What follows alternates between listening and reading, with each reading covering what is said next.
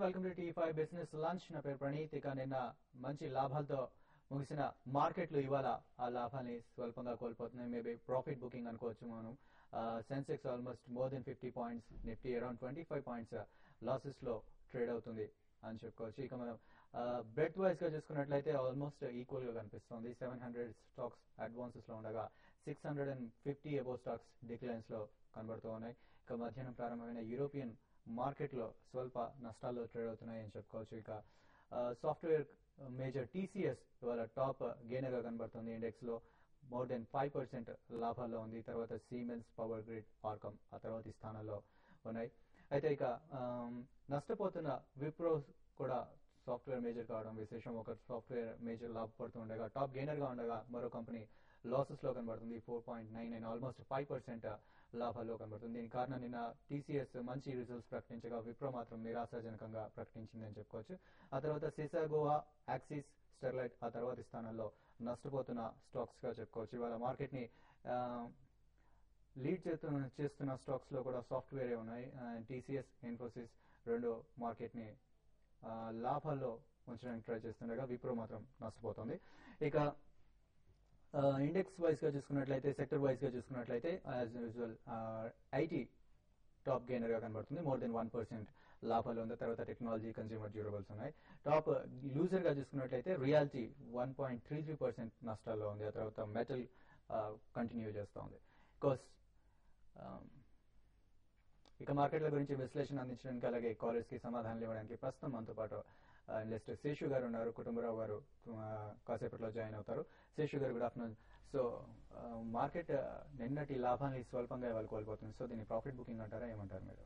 అంటే చాలా వరకు ఏంటంటే ఈ మంత్ అంతా కూడా చూస్తే మార్కెట్ లో హై నుంచి ఒక 200 పాయింట్స్ దాకా నిఫ్టీ కరెక్ట్ కావడం జరిగింది. అయితే ఎప్పుడైతే మార్కెట్ హైస్ లెవెల్ అంటే నిన్న మనం చూసుకుంటే లాస్ట్ 2 days లో మార్కెట్ లో కొంత సెల్లింగ్ కనపడింది. అయితే నిన్న ఒక రోజు మాత్రం చాలా మార్కెట్ లో ఒక షార్ట్ కవరింగ్ ర్యాలీ చూసాము. అయితే ఇది ఈ రోజు సస్టైన్ కాలేకపోయింది. దీనికి ప్రధాన కారణం ఏంటంటే మెయిన్ ఇండెక్స్ మేజర్స్ అయిన విప్రో గానీ, తర్వాత యాక్సిస్ బ్యాంక్ ఇవన్నీ కూడా బాగా నిఫ్టీని ట్రాక్ చేస్తున్నాయి. ఈవెన్ రిలయన్స్ మార్నింగ్ అంతా కూడా స్ట్రాంగ్ ఉండి ఒక 6 to 7 రూపీస్ అప్ లో ఉంది. అయితే సెకండ్ హాఫ్ వచ్చేటప్పటికి రిలయన్స్ కూడా వీక్ అవడం, ఐసీఐసీ బ్యాంక్ కూడా వీక్ అవడం, ఇవన్నీ కూడా ఏంటంటే ఇండెక్స్ ని హైయర్ లెవెల్ లో సస్టైన్ చేయలేకపోతున్నాయి.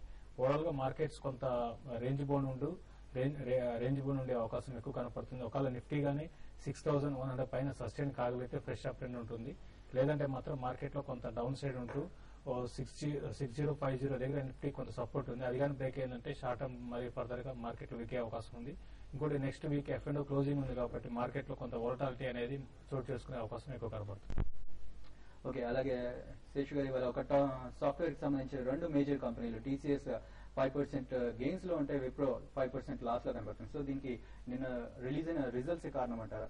డెఫినెట్ గా, ఎందుకంటే మనకి రెండు ఈ రోజు చూస్తే నిఫ్టీలో 50లో టీసీఎస్ 5% పెరగడం జరిగింది. At the same time Wipro చూస్తే 5% లాస్ అనమాట.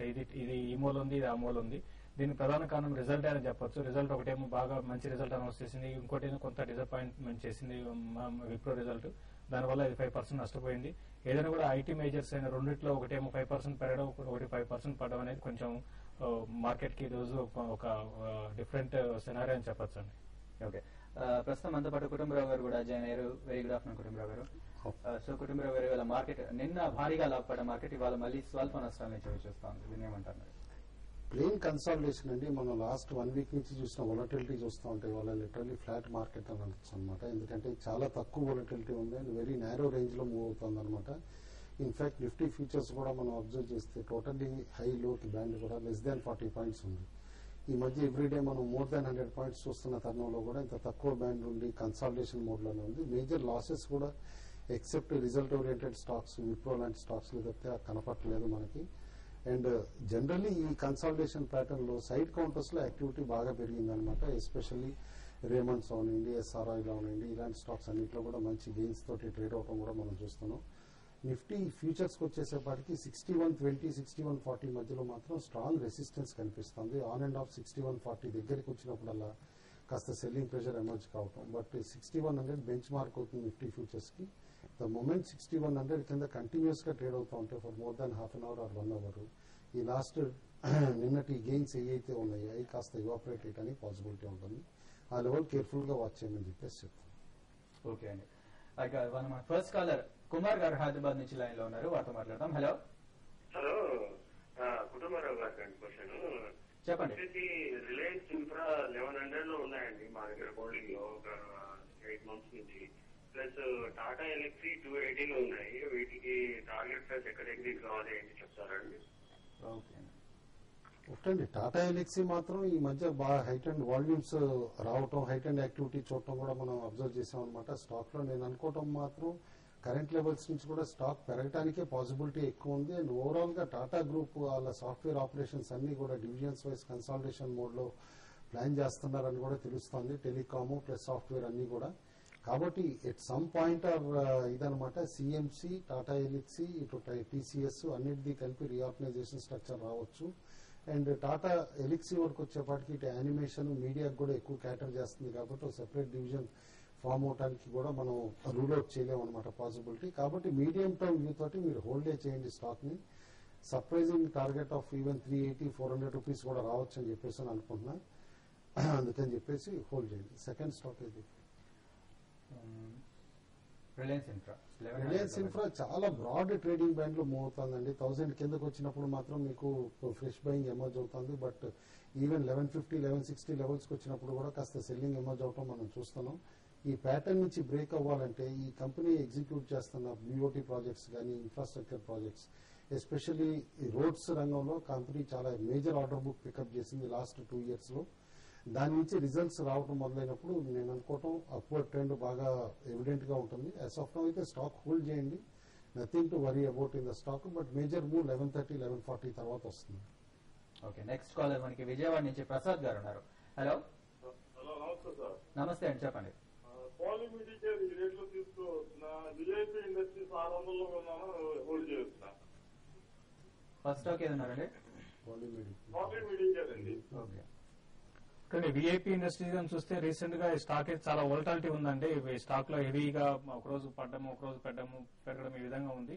ఏదైనా కూడా మీరు షార్ట్ టర్మ్ కోసం మీరు ఈ స్టాక్ అయితే హోల్డ్ చేయొచ్చని సజెస్ట్ చేస్తాను. దీంట్లో మరీ ముఖ్యంగా జిజిన్ వాళ్ళు ఉన్నారని అందరూ తెలిసిన విషయమే. అయితే రీసెంట్ గా కొంత స్టాక్ అమ్ముకోవడం వల్ల ఈ స్టాక్ అయితే ఒక రోజు 14% పెరిగి మళ్ళీ పక్క రోజు మళ్ళీ 15% దాకా పడడం జరిగింది. అరౌండ్ 600 లో లాస్ట్ కొన్ని రోజులు కన్సాలిడేట్ అవుతుంది. మీరు హోల్డ్ చేయండి. ఒక 3 to 4 months కానీ హోల్డ్ చేస్తే అరౌండ్ 800, 850, ఈవెన్ 900 రూపీస్ కూడా రావడానికి అవకాశం ఉంది. కాబట్టి మీరు షార్ట్ టర్మ్ 3 months టార్గెట్ గా 900 గా మీరు చెప్పుకోవచ్చు అండి. పాలిమెడిక్యూర్ మీకు డిస్పోజబుల్స్, మెడికల్ డిస్పోజబుల్స్ లో ఉన్న కంపెనీ అండి. ఇన్ఫాక్ట్ యూరోపియన్ అన్ని పర్మిషన్స్ ఉన్న company and one of the very few listed companies of the country అనమాట డిస్పోజబుల్ మెడికల్ సప్లైస్ లో. ఇన్ఫాక్ట్ స్ట్రాంగ్ రికమెండేషన్ మనం మల్టీ బ్యాగర్ వీటిలో కూడా 120, 130 లెవెల్స్ లో రికమెండ్ చేసాం. ఇవాళ రిజల్ట్స్ వచ్చిన తర్వాత స్టాక్ దాదాపు 20% పెరిగి ఇప్పుడు 310, 305 దగ్గర ట్రేడ్ అవుతుంది. It's still a good company to hold అండి. ఎందుకంటే కార్పొరేట్ హాస్పిటల్స్ పెరుగుతున్న కొద్దికి ఈ మెడికల్ సప్లైస్ లో క్వాలిటీ సప్లైస్ కి డిమాండ్ పెరుగుతూనే ఉంటుంది. అండ్ మోరోవర్ కంపెనీ ఎక్స్పోర్ట్స్ కూడా బాగా పెరుగుతున్నాయి. బట్ ఫ్రెష్ ఇన్వెస్ట్మెంట్ మీరు చేద్దాం అనుకుంటే మాత్రం డెఫినెట్లీ ఒకసారి 260, 280 కరెక్టివ్ మోడ్ లో వచ్చినప్పుడు స్టాక్ అక్యుములేట్ చేయడం స్టార్ట్ చేయొచ్చు. ఇవాళ 20% గెయిన్ లో ఉందండి. 314.80 దగ్గర ట్రేడ్ అవుతుంది. సో నెక్స్ట్ మచిలీపట్నం నుంచి సాయిబాబు గారు లైన్ లో ఉన్నారు. హలో సార్, నమస్తే సార్. కుటుంబరావు గారు నమస్తే అండి. నమస్కారం అండి. సార్, ప్రెస్కో ఫార్మా 1000 షేర్లు తీసుకున్నాను సార్, 400 3 months బ్యాక్. ఏం చేయమంటారండి? ఒకటండి, ఫార్మా స్టాక్స్ అన్ని కాస్త రివైవల్ కనిపిస్తున్నాయి. ఈ స్టాక్ మాత్రం చాలా రేంజ్ బౌండ్ గా స్టాగ్నెంట్ గా ఉందండి. వెయిట్ ఫర్ Q2 రిజల్ట్స్ అండి. Q2 రిజల్ట్స్ అయిన తర్వాత దీనిపైన క్లియర్ గా ఒక ఒపీనియన్ తీసుకుని డెసిషన్ తీసుకోవచ్చు. I'm also waiting for Q2 results అనమాట. చూసిన తర్వాత చెప్పగలుగుతాం. ఓకే అండి, ప్రస్తుతం Sensex almost 40 points, 100 points, Nifty వచ్చేసి 40 పాయింట్స్ లాసెస్ లో ట్రేడ్ అవుతుంది.